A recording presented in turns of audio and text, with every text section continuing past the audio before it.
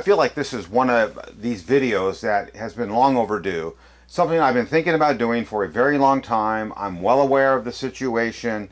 And the situation is basically this. I mean, I got this book several years ago when I was just starting to witness to the non-Christian Seventh-day Adventists. And I saw a statement in this book, which I'm going to read here. You'll see this later.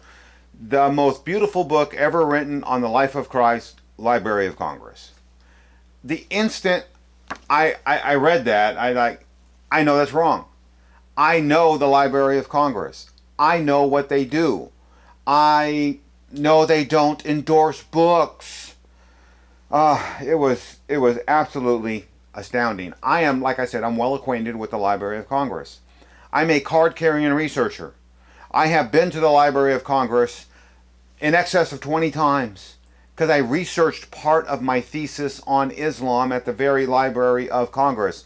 Look here at the reading room. This is the very room I was in. I go to that circle in the center. It's staffed by people, and you fill out or send electronically requests for books.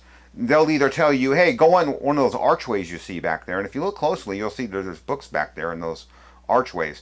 Oh, here, go back through that one, and the stacks, you'll find your book there. Or no, it's really not accessible. We'll call you when it's ready. And you can see all these nicely lit desks there. And I've sat at those nicely lit desks and have conducted some of my research when I did my thesis on English translations of the Quran. I know what the Library of Congress is. To further the point, behind me, you see some frames on the wall. You can't see the frames over here. I have letters signed by all librarians of Congress, except two. And you'll see all the librarians of Congress here in a minute.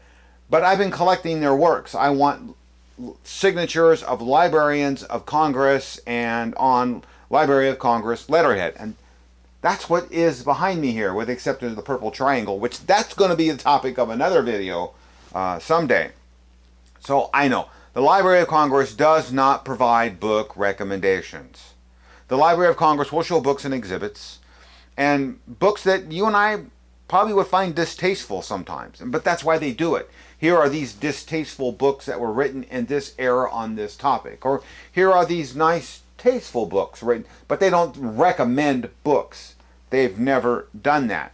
So when this issue of Proclamation came out, you can see here August 9th of 2024, and I saw in it some letters, as you see here, and we're going to read this letter. I thought, you know what, I'm just going to use this letter. I am not going to write the Library of Congress and ask something I know that they've been asked a gazillion times. I've been down this road before, by the way, with my friends the Mormons. Because if you read the Book of Mormon, they make all these grandiose claims of all these civilizations that are supposedly here in America about the time of Christ, and what people have done. They write the Smithsonian and say, what are the artifacts you have, Smithsonian, to prove the Book of Mormon? And they too are just tired of receiving these letters, because they got a form letter already done. No, we don't have a single artifact. No, there's nothing. Of course, Book of Mormon is a work of fiction, like much of Adventism. So I wasn't going to trouble the Library of Congress to get an answer that I already know what the answer is. But when they did it in Proclamation, I thought, you know what, I'm just going to use that letter written by this person, and let's look at it right here. So, Library of Congress. Dear Librarian, I was recently told a Seventh-day Adventist at a prophecy seminar that the Library of Congress has selected and currently endorses The Desire of the Ages, written by Ellen Gould White, as one of the best books on the life of Christ. Has the Library of Congress made this statement? Does the Library of Congress currently endorse any book as the best book written on the life of Christ? I understand this initial claim, she goes on to say, was written by some, what she thinks is a librarian, as a private letter, etc. Then she goes on to say, Seventh-day Adventists are passing out copies of this book, The Desire of Ages, and stating this endorsement, right, endorsed by the Library of Congress. I'm simply checking to see if this is the case. I look forward to your response, etc. They respond. The Library of Congress, I love this, often receives questions concerning the book, The Desire of the Ages. See, I told you they're getting pestered, asking if this is true by Ellen White. There are claims, now look at this. There are claims that the Library of Congress has endorsed it as the best, or most profound, or most beautifully written, or sometimes the most requested book on the life of Christ. They just told us here, the Library of Congress, that when they get questions on this book. Apparently there's a whole bunch of quotations out there. Not just one. You would think the Librarian of Congress said that. No. They just put in this letter here about what? 4, 5, maybe 6 different quotes these parachurch organizations are using. Well, more to say on that. Let's go back to the letter. Starting in the middle of this first paragraph. These statements are not true. The Library of Congress does not endorse books. No kidding. Nor do we keep records of how many times, a book is checked out to indicate its popularity. I want to say it could be unpopular too. With the advent of the internet and the occurrence of these claims has increased, but these statements remain false. Yeah, here we go again. More lying commandment keepers doing their work. The letter you mentioned is often seen on the internet, right? That's the letter from some librarian. It may have been written by an employee of the Library of Congress, but not one who has worked here in recent memory, since we do not make statements about one book being preferred or esteemed over another. I can only conclude that this letter was, this person's personal feelings. So they write back, okay, dear Librarian of Congress, what, if anything, have you, Library of Congress, told the Adventist Church, and have you contacted them? Well, they wrote back and said, although I've answered this question many, many times, I can imagine she's just tired of answering it here. This is Cheryl Adams. I am not sure that we really know how this information is being spread, whether through some official channel or individuals. So I think that this answer is no. We haven't asked the Seventh-day Adventist Church to stop. We're not quite sure who to talk with. If you got specific examples of a central source, she basically says, send it to me. All right. So when I decided, I've had this book for years, and this book here, this copyrighted in 2002. So I wanted something a little more current to see if this quote was still being used by this publisher, and that's when I got this book here, which has a copyright of 2012. So I thought, okay, here's 2 books by the same publisher, 10-year period. Here's another one which prints some of the chapters of Desire of the Ages, copyright in 2004. So between that, so 3 books, 2 publishers, and what I have here really is a 10-plus year consistent dishonesty by members of the Seventh-day Adventist Church. As we just saw in the Library of Congress, they said this statement is not true. But yet what do? They keep publishing it like it's true. Now, I recognize that these books are not published by Review and Herald and Pacific Press. But you're going to find out here in a minute that they know of these books. So the question that ought to be lingering in your mind now is, why don't they tell them to turn it off? Why don't they tell them to stop? I don't know, can't get in their head. We can sure speculate though. So again, parachurch organizations. Now, here are the 3 books that I just held up. Here's the first one I held up, the small paperback. There's the quote. The most beautiful book ever written on the life of Christ. There's the quote. Starts with the, ends with Christ, signed, Library of Congress, copyright 2002. Here is same publisher, a big colorful edition, copyright 10 years later, 2012, same exact quote. The quote is the most beautiful book ever written. That is the quote. Now we're going to go to this other paperback that I held up, 2004. Well, this quote is a whole lot longer than the one that we just looked at. It says, the book, The Desire of Ages by Ellen G. White, is the most beautiful book written on the life of Christ in the Library of Congress. Look at these quotes. These are supposed to be quotes from the Library of Congress. They are completely different. The quote in the upper right-hand corner, pretty short. Look at the quote marks. Look at the quote in the lower left-hand corner. Much longer. Not exactly the same wording. Why are these quotes different? It's like these guys are making it up. Let's look. Actually, I turned this one over. The Passion of the Ages. And what did I find on the back cover? They got something here from Mel Gibson. The Passion is the biggest adventure story of all time, etc., etc. Mel Gibson. They're making this book look like Mel Gibson is agreeing with them. Now, I didn't contact Mel Gibson. I did look up Mel Gibson on the internet. I would love to contact his publicist or someone. One of you contact Mel Gibson. Let him know his name is on the back of this book by Seventh-day Adventist. By the way, Mel Gibson is a very strictly conservative Catholic, which is hilarious. Here they are quoting the most conservative Catholic that I know of, Mel Gibson, and putting it on their Seventh-day Adventist book. I don't think Mel Gibson knows this. I don't think he would like this. I think his lawyers would send them a cease and desist order. I think they would. So if somebody wants to find a way to contact his publicist, you can go back and look and blow up the page. There's a sticker here. This is where I got this book from. I ordered it. You can order one too. All right. So that's what's on the back of that book.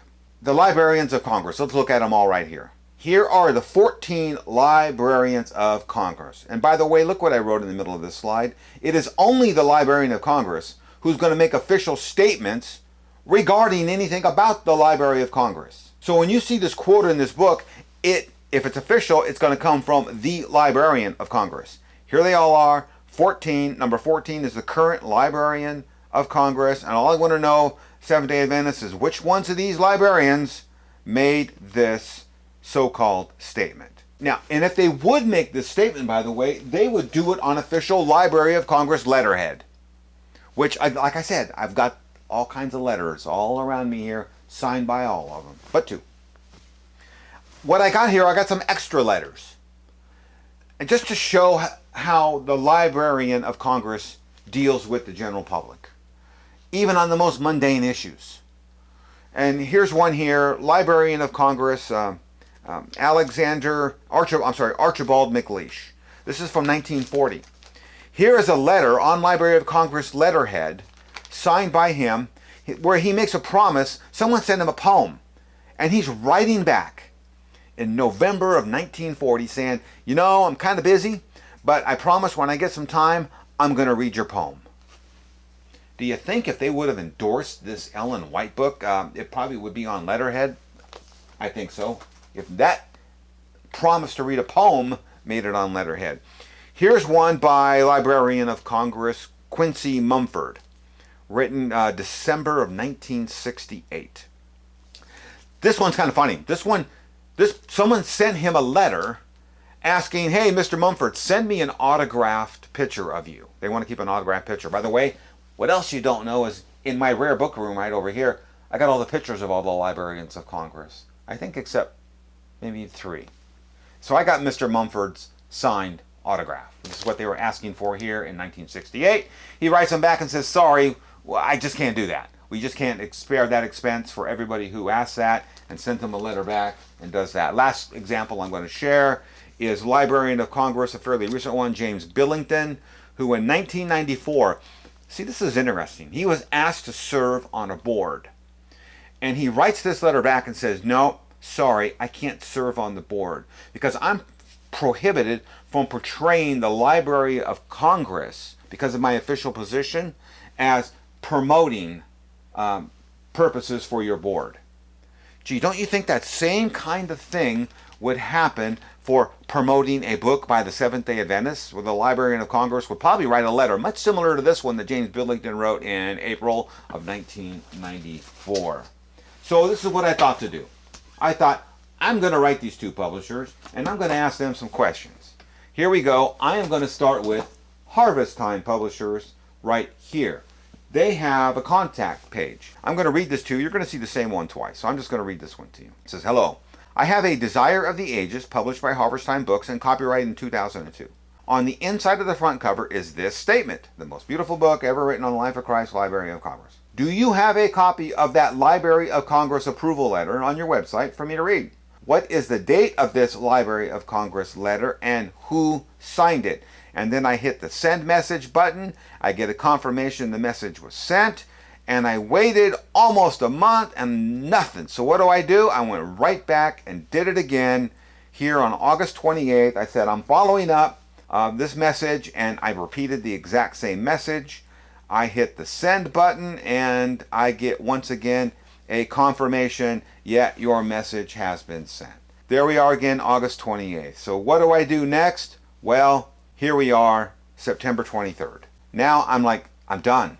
This has been going on for a while. And I'm going to blow this up so you can read it. And I'm going to read this letter to you.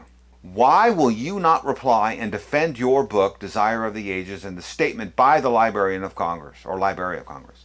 This is now the 3rd time I have asked for evidence of the Library of Congress statement that you have printed for over 10 years. You have the courage to print this statement in your books, but you lack the courage to defend your claim.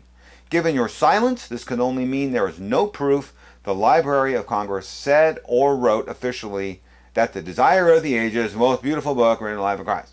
Your failure to defend your book and its Library of Congress affirmation will be the subject of a YouTube video. I sent that on September 23rd. How fast do you think I received the message? Well, within 1 hour, I received this. Boy, they responded promptly this time. This book was printed in 1800, and that statement was already in the book. Stop the presses.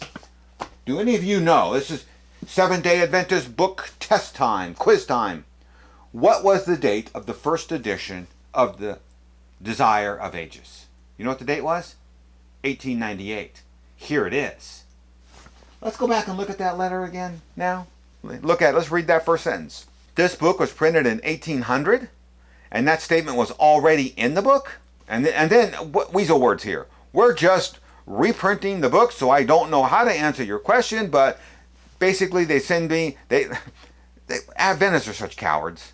Want to send me to the Pacific Press. Well, I returned that reply immediately, and I said this. You're going to love this. The Desire of the Ages was not printed in 1800. By the way, which is 27 years before the birth of Ellen White. So how can Ellen White, the author of, Desire of the Ages, write a book 27 years before she's born? Then I tell them the book that I just held up, you guys just saw in the video, I have open before me right now the first edition of Desire of Ages, which is 1898. There is no text in this book which has the statement, a beautiful book, etc., Library of Congress. There is text which does cite the Librarian of Congress, and that text is entered according to the Act of Congress in the year 1898 by Pacific Press and Company in office of the Librarian of Congress, Washington, D.C.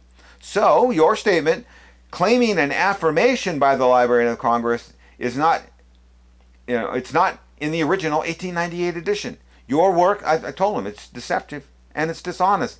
And what do? You can think what you want. Blessings, Jen Farrell. Isn't this ridiculous?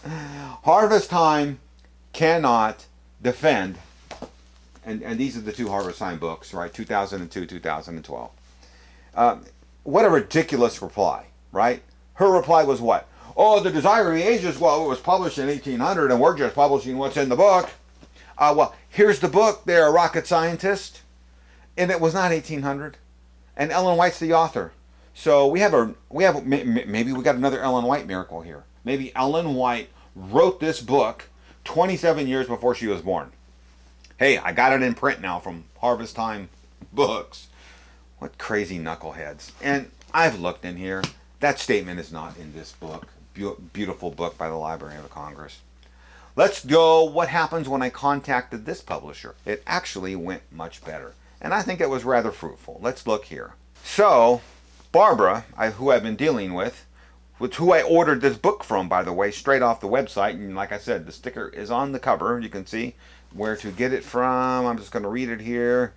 EngageInGod.com. So I ordered this book. So I said first to her, thank you for sending me the book. She sent it to me in the mail, no charge. And then I asked her the question, when did the Library of Congress endorse this book? I see this book was recognized by the Library of Congress as a beautiful book in the preface. When did they do this? Who was the author giving this recommendation? To which they replied, Dear James, thank you for your inquiry into the statement that you read in the description of Passion of the Ages. Passion of the Ages is a book written by Ellen G. White. That is the final 14 chapters of her larger work, The Desire of Ages. It provides insights, the life of Christ, his trial, etc. As to the statement presented in the description of the book on our website, I would point you to the holder of the copyright. Here they are again, being cowards and saying, basically, I can't answer you. Go somewhere else. Go to the White Estate. I'm like, no. So I wrote them back and said this. Basically, no. And let me blow this email up here for you that I sent back the same day. The book I'm inquiring about is one published by your organization, not The Desire of the Ages by Pacific Press. In other words, don't send me to some place. I'm asking about what you published. The White Estate, to my knowledge, is not affiliated with Homeward Publishing.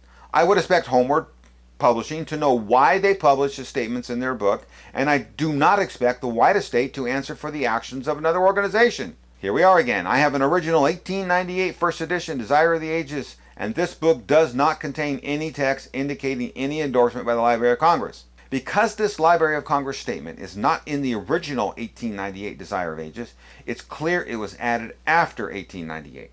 Because this statement is in your book, I would expect someone to know when, the date, and which Librarian of Congress authored such a letter making this statement. Lastly, is this statement lauding the desire of ages by the Library of Congress factual? And can it be substantiated with evidence? Or is this statement inaccurate? And to which I got this letter back. Jim, we are not connected with Homeward Publishing. Okay, so they just distribute their works. Homeward Publishing has obtained permission for publishing the last 4 chapters for the book Desire of Ages from the White Estate. This statement is not included in the... So in other words, they got permission to publish the last 4 chapters, and this endorsement is not in that last 4 chapters.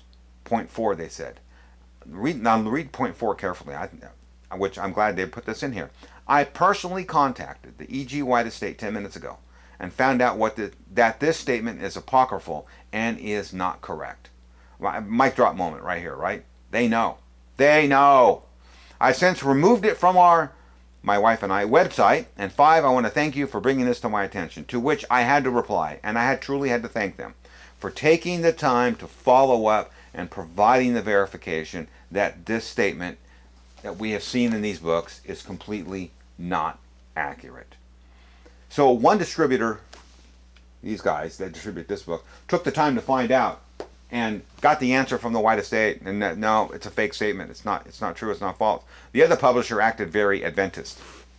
I love it. Desire of the Ages, written in 1800, and the author is Ellen White, and the book was published 27 years before she was born. Just love it. I don't doubt the person that wrote that statement that said they contacted the White Estate. I have no reason to doubt what they did. And the White Estate apparently acknowledges that these statements that we see in these Desire of Ages books are inaccurate, apocryphal, fake, false, etc. Then I have to ask the question, then why? Then why are these parachurch organizations, these are Seventh-day Adventists in good standing as far as I know, why are they allowed, why does the White Estate not step in and say, please stop saying this? They're lazy or they like it. I don't know. But here's all I do know, is that these books are living, proving examples of the dishonest Seventh-day Adventist church. And dishonesty is a character trait I find common in Seventh-day Adventism. And here's just one of those dishonesty character traits here in a book they use for evangelism. So beware of this false church.